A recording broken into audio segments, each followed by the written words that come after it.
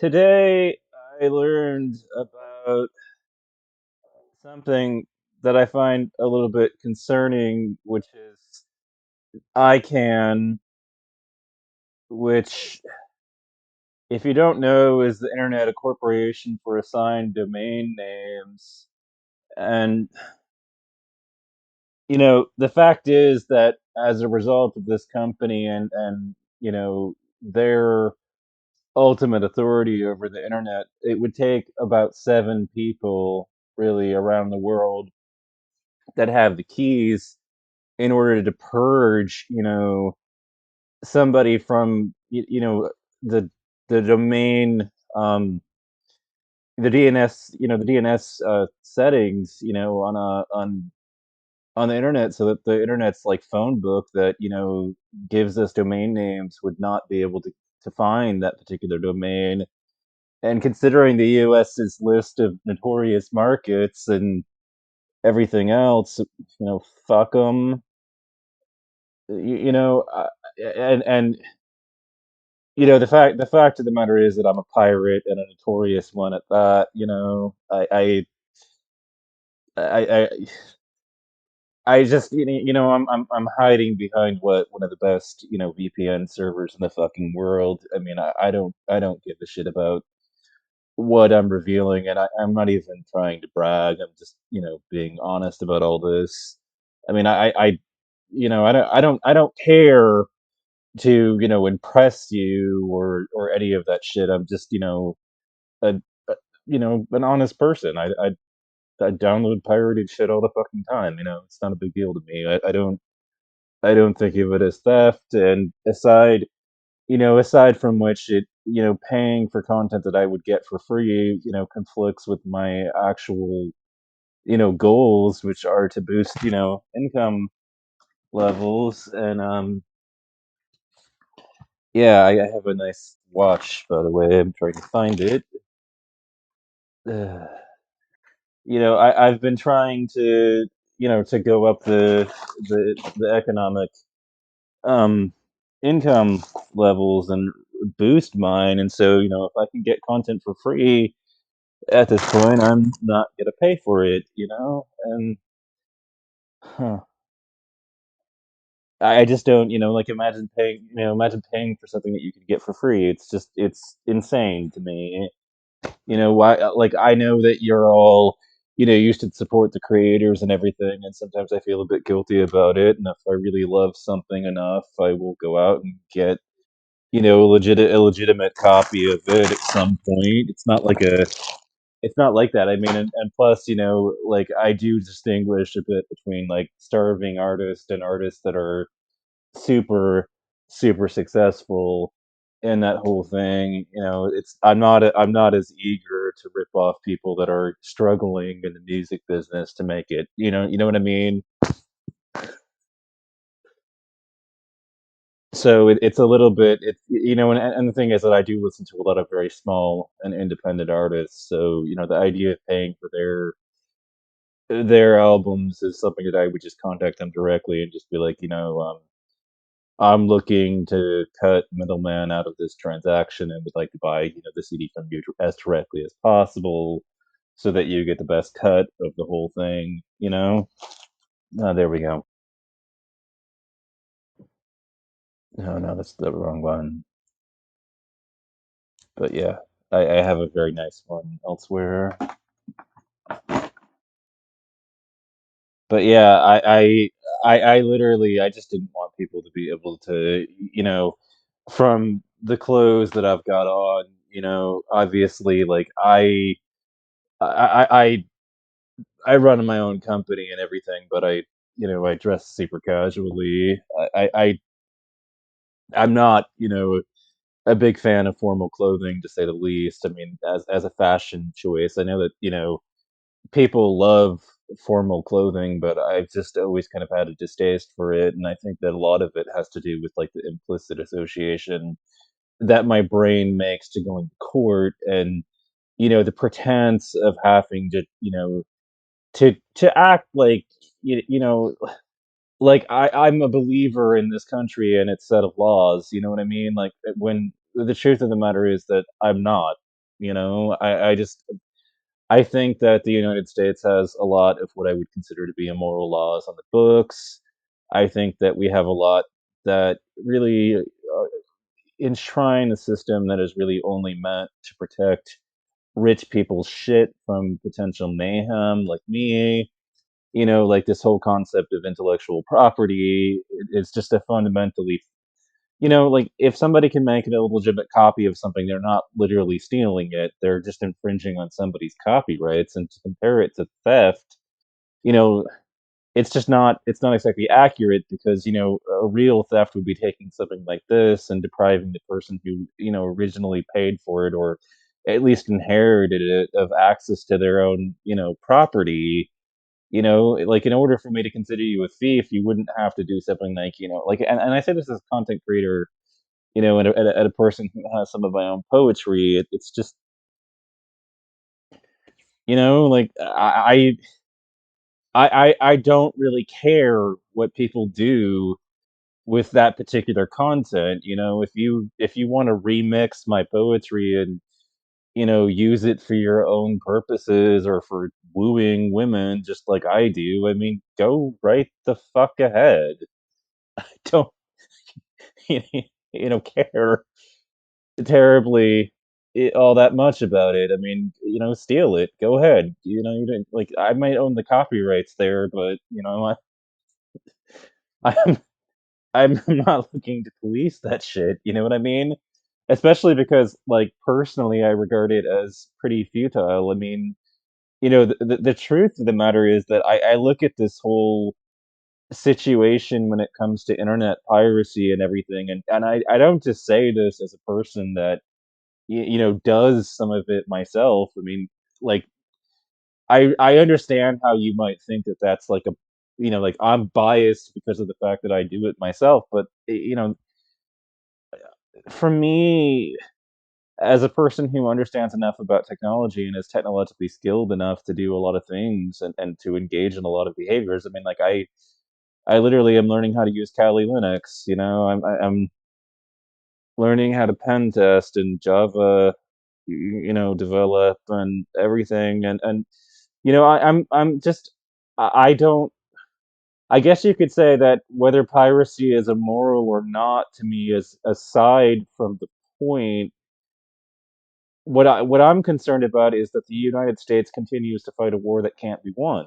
You know, I don't want to fucking, like, and I know that this is a very common sentiment, in the United States. It's just, I don't want to fucking have to pay taxes towards a system that continues to fight wars that it just can't win, no matter how much it escalates. And you know, Robert Duterte's government, and the Philippines ought to be a golden proof to you about the futility of prohibition. I mean, we have a lot of creative thinkers in the United States who think that they can innovate together some strategy that will, allow them to win, the war on drugs. And it's like, no, like, human ingenuity cannot fix this problem. We could dream up solutions for a trillion years, or a quadrillion, or for infinity, and we would still never arrive at a fucking solution to this problem. It is beyond our capability of doing so. And our governments, and it doesn't matter how much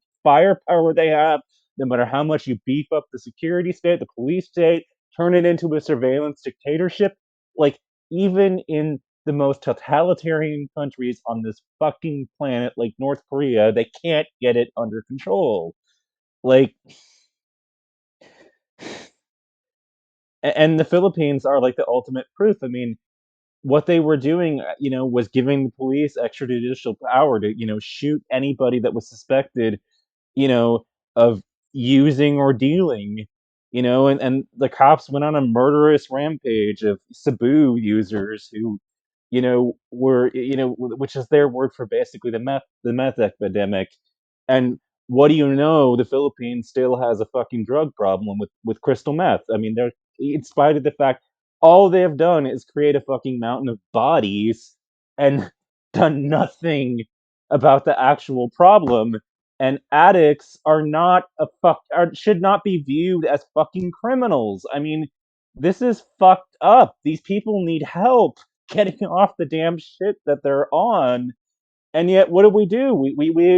We treat them as criminals, and I really think that the drug problem is really ultimately you know a problem that should be best left to medical professionals, and I'm so fucking pissed about it because I don't support this law in practice, spiritually, or anything about the prohibition, policies. The truth of the matter is that I feel at a very deep level about the war on drugs, like drugs can cause harm to a person's body. I will concede that to the drug warriors. You know, that much is obviously true. The problem is just that when it comes to the disruption and the destruction that happens to people's lives, is that the state creates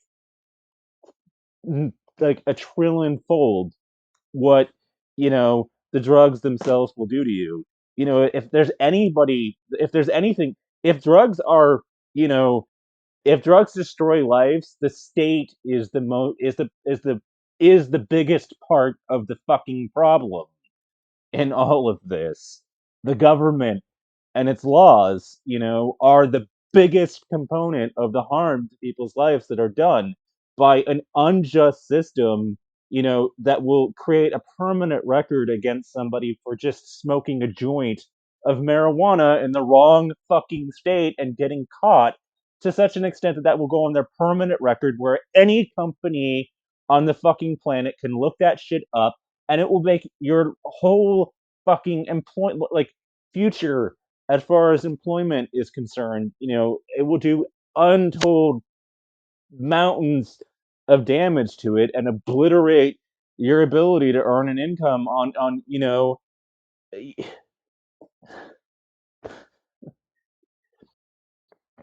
a personal level, and everything. And so, I support open Nick, this top level, like this bypass to, this 7 people that can censor the internet thing, and I'm willing to, ultimately link you into the underbar to this stuff, but personally, like I'm tired of it. I don't want to pay taxes to fight the war on online piracy or the war on drugs. These are laws that I feel very strongly and have very strong views against. Like I recently found out that it's the opinion of the scientific community, even if this rings you as utterly deranged, that when it comes to, the comparison between pharmaceutical grade heroin and opium, that sugar ultimately does more damage in people's lives than what it would be to be on, that particular drug, at least as far as it was purified, and that most of the problems that we've witnessed as a result of the heroin problem, that that is still obviously an ongoing issue, whereas now it's not even heroin, it's fentanyl, are caused by the fact that, the unscrupulous people that manufacture the drugs themselves do not give a shit for safety protocols, because why would they? When they're already breaking the law in the first place to provide this stuff to the people, so they're not going to regard, they're not going to manufacture their stuff in a way that complies with regulations, and so you end up getting heroin that's mixed in with, and has been mixed with unsafe chemicals like paint thinners and shit, and people are injecting it directly into their veins.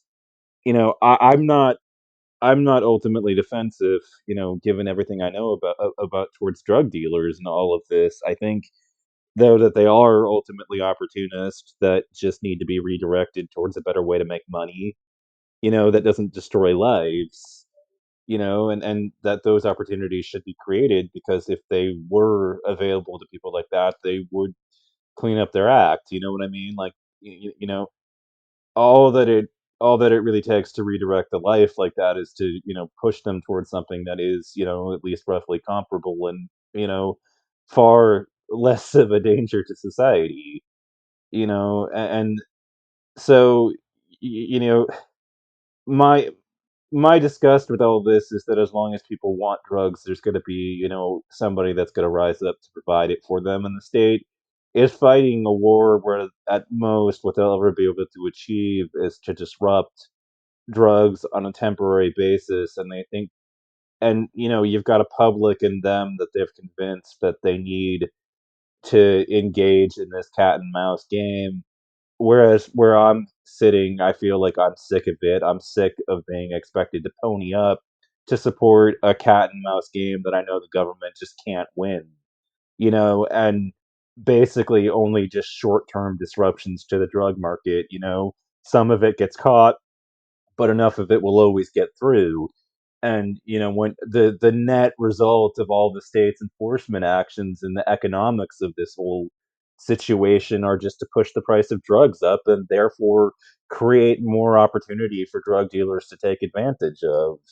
You know, and that's, I think, what disgusted me about like all the regulations that we put forward that broke up, the crystal meth situation, because we what we did is we broke up the super labs, and then we broke up the smaller, like, labs that people ran out of their houses, these meth labs, and then all that happened is that it moved south of the border, where the government was less determined to crack down on it than our own government. And that's not to say that Mexico hasn't done anything about the problem. It's just the Mexican police are often able to be bought out because their government is so fucking filthy poor as it is that it can't properly pay either its military or its actual police forces enough to keep them loyal to the system, whereas the drug dealers will offer them more money to go crooked. And so you've got a situation where law enforcement is largely in the pocket of the fucking cartels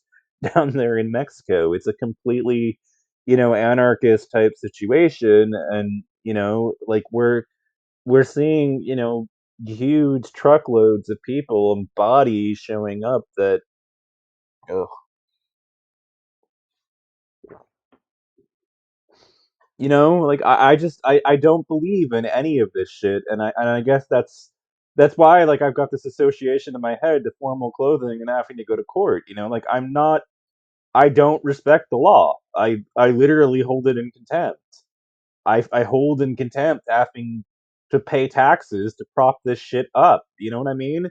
And I am, ultimately just a tax-paying citizen that has gotten better, because of the fact that I did this since I was like 13 at hiding my fucking self from, the people that would enforce these stupid laws for myself. I was never swept up by the fucking FBI party vans and all of the raids, in spite of the fact that I was, guiltier than shit of pirating like there was no fucking tomorrow ever since I was like a 13-year-old kid, and nothing's really changed. And since like 1998 when all this shit started and I first became aware of it. you know like, I've been at it that long, and the knock at the door has never actually come. And so, obviously I must be on to something. And this is in spite of the fact that it's been well known about me and that I've owned up and fessed up about my activity, and people being like, "You belong in jail." So I'm just all like, catch me if you fucking can.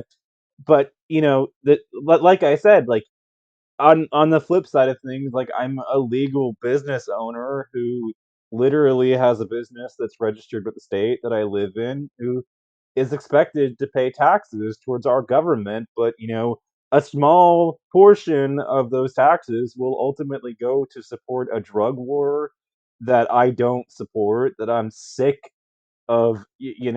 And on top of all on top of all that, it will go to fund the US Justice Department's war on online piracy, which I regard as you know uh, prohibition on steroids. Like, that one's even more futile than their war on drugs, because when you bust even one of the release groups, the pirates just get more paranoid as a result and start upping their OPSEC, because these guys, they're not idiots. You know what I mean? Like, whether you think of scenesters, and by this I don't mean like scene kids, I mean people that are part of the pirate scene, like, as morons and whatnot. I mean, these guys have been using IRC for years. They've been using Linux, and open source technology. they they've been part, the great cosmic background noise of the internet since the goddamn thing began. Most of them were probably in university using computers before the commercial internet even existed. They probably had access to the non-commercial internet that only slightly predates, the one that we've got, that you had to have university accounts and access via the university system to get on, prior to like 1996 or so. Yeah, yeah, yeah, and the scene has been alive that goddamn long, and it's fundamentally ridiculous to me, and I don't want to have to be expected to fucking fund this shit because I know that what they're doing is for them it's an annoying game of cat and mouse that they're playing with an adversary. But the moment that you can see that you can't stamp out your adversary at all is when you should stop fighting in the first place. When your strategy is ineffective, that proves that you shouldn't be fighting that battle at all, to me. All and really at the end of the day, for all the people that will hate me for saying this stuff, you know, when it comes to the drug war, it's not you can't win it by wiping out the supply, like, because number one, in most markets, when you wipe out the supply, naturally, any supply that still exists would push up in price, and most people, when you had those disruptions, would stop shopping for that particular product or reroute to, any viable alternative to that stuff. But you're talking about a market that is fundamentally, when the demand side of the equation is fundamentally made up of people that are addicted to that stuff and will break into your property, steal your shit, strip it blind, and do whatever it takes to raise the money to actually continue to sustain their habit. You know what I mean? And so, when it came to the disruption of the super labs and then the disruption of the bomb and pop shops, all that did is basically push the price of the drug up, which in effect meant that there was more theft. And it may not have directly, caused those things, and that there's no, direct like, the consequences of the government's actions are rarely ever, ultimately direct in such a way that it would be direct, if you held a gun to somebody's head and blew their head off. But, our laws have unintended consequences that manifest in a very indirect fashion to, the laws themselves. And the net consequence of the war on drugs has been a spike in organized crime, a spike in violence, a spike in theft, and all the other demons. And we like to pin these problems, and our people love to pin these problems on the people doing the actions themselves. But the government's policies are mostly to blame for all of those negative externalities of their, like, change the laws, and cause the price of meth to fall. And what you'll find is that these people are able to get their drugs without having to engage in nearly as much crime in order to support their habit, and so I I think that that is ultimately a better alternative than what we're doing. And I know that you're probably thinking, "Oh my god, this is madness." Like, but, like, look, if people are not smart enough to get off that shit in the first place, then maybe society doesn't need these people, in the first, like, maybe we should just let them go. You know what I mean? Like, I'm and I know that that's kind of a fucked up suggestion, but, what business is it of ours, and most of these people, they do. They're suicidal at the root. They find the world to be insufferable as it actually is, and they just wanna exit it. They can't find, the meaning of the joy in life without their particular drug, and they're trying to escape the reality that ultimately is. I mean, like, who are we? as a people to, police them and their bodies and tell them that they can't do what they want to do to their own systems. If they want to die, and they're so determined to, find themselves in an early grave, then, you know,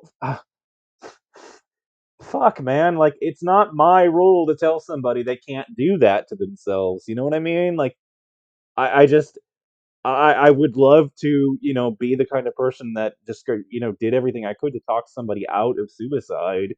I'm not ultimately a supporter of suicide, but I do regard, I've been trained a little bit at least in how to do it, and one of the first things that they'll tell you is that for those people that, the option of suicide is a power card.